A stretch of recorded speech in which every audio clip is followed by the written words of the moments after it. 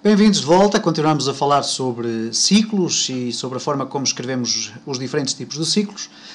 E já vimos que os ciclos basicamente funcionam para que nós possamos reproduzir várias vezes uma determinada porção de código.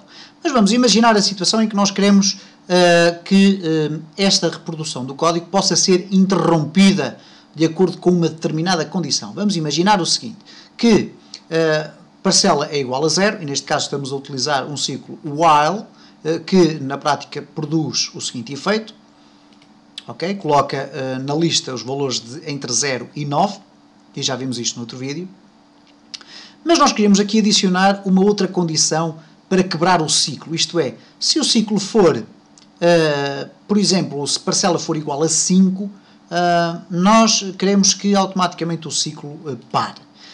Parece que não faz muito sentido neste caso, neste exemplo, uma vez que bastaria alterar ali para 5, mas, no entanto, noutros exemplos isso pode ser determinante. E nós vamos usar este exemplo porque estamos já um bocadinho habituados a eles e, neste caso, vamos fazer da seguinte forma. Nós vamos introduzir aquilo que se chamam os métodos para interromper ciclos. E, neste caso, existem várias formas para podermos interromper os ciclos. E essas formas são genericamente as seguintes. Nós podemos utilizar a palavra break, que já vimos também na instrução switch. Podemos utilizar o continue, que tem um comportamento diferente. O goto, que já vimos num dos vídeos anteriores, permite fazer com que o código salte para outra zona. E a palavra return, neste caso o comando return. Nós vamos ver o que é que cada um desses, à exceção do goto, uma vez que já vimos num vídeo anterior, vamos ver o que é que cada um desses permite fazer. Então, vamos começar pela palavra break. E neste caso, reparem o seguinte, o ciclo vai incrementando o valor de parcela. Neste caso, parcela começa por ser 0, o valor é apresentado, depois é incrementado e volta ao início. E depois aqui vai ser reavaliada então a condição. Eu posso adicionar, por exemplo, aqui, uma condição if. Se parcela for igual a 5, isto é, se o ciclo estiver mais ou menos a meio, o que é que vai acontecer? Eu posso colocar a instrução break. E coloquei-a exatamente à frente, da mesma forma como poderia ter colocado assim por baixo, ou então simplesmente colocando aqui mais um conjunto de chavetas e criando um novo bloco de código. O que é que vai acontecer neste caso? O ciclo vai ser executado, a variável parcela vai ser incrementada em um valor, mas quando ela atingir o valor de 5, a palavra break vai fazer com que todo este ciclo seja imediatamente interrompido e o código, ou a leitura do código, salte imediatamente para a linha seguinte. Neste caso não existe e, portanto, o ciclo irá terminar pura e simplesmente. Vamos ver o que é que vai acontecer. Vamos executar. E reparem o que é que aconteceu. Foi apresentado valores 0, 1, 2, 3 e 4. Assim que parcela passou a ter o valor 5, a instrução break fez com que este ciclo, o while, terminasse. Isto é a forma de, por exemplo, controlarmos o ciclo utilizando o break. Temos ainda a instrução continue. E a instrução continue tem uma aplicação diferente, uma vez que ela vai permitir controlar o próprio fluxo do ciclo. Neste caso, para exemplificarmos como é que a instrução continue funciona, nós vamos trocar aqui estas declarações, vamos passar o valor de parcela para cima. Neste caso vamos começar aqui com menos 1, para que quando o ciclo se inicie, parcela passa a ser 0, certo?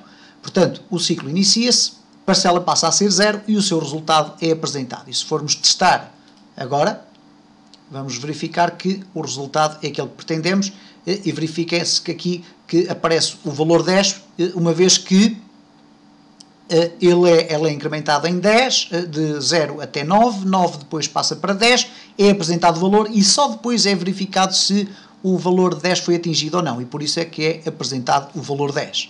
Mas imaginemos agora que nós queremos que, por exemplo, o valor 5 não apareça.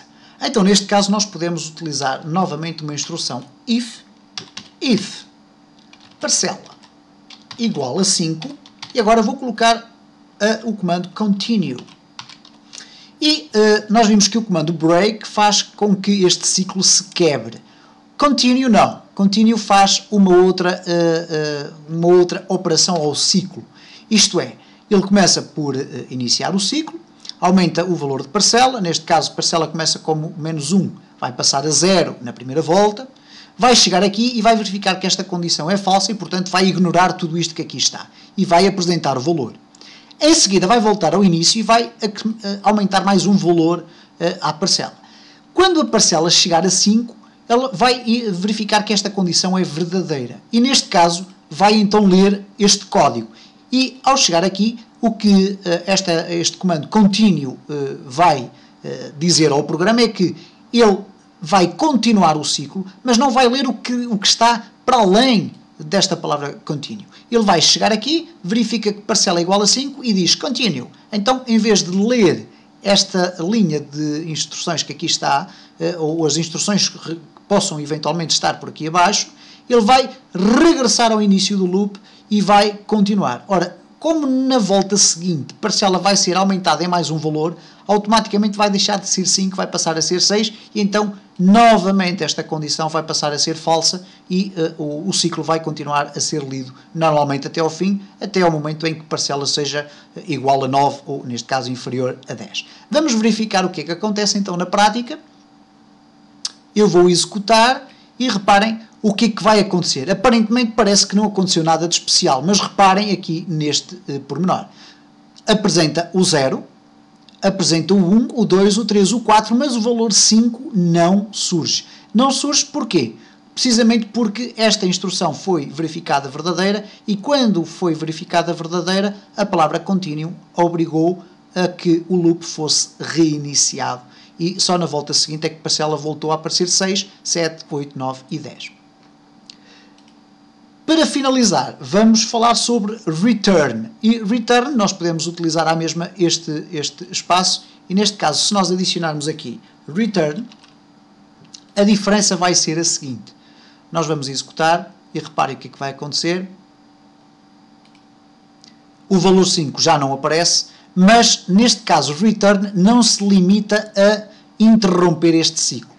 Ele vai interromper a execução de todo este bloco. Isto é, quando aparecer o termo return, e nós teremos a oportunidade de ver quais são as aplicações de return noutros exemplos em futuros vídeos, o return simplesmente vai fazer com que toda esta execução passe a ser ignorada. Mesmo o código que eventualmente possa estar aqui introduzido a seguir ao ciclo. Se nós utilizarmos break, o break vai quebrar o ciclo e vai continuar a ler o código que aqui se encontra. Neste caso, o return não faz isso. Vai fazer com que tudo seja interrompido a partir deste bloco de código que aqui se encontra.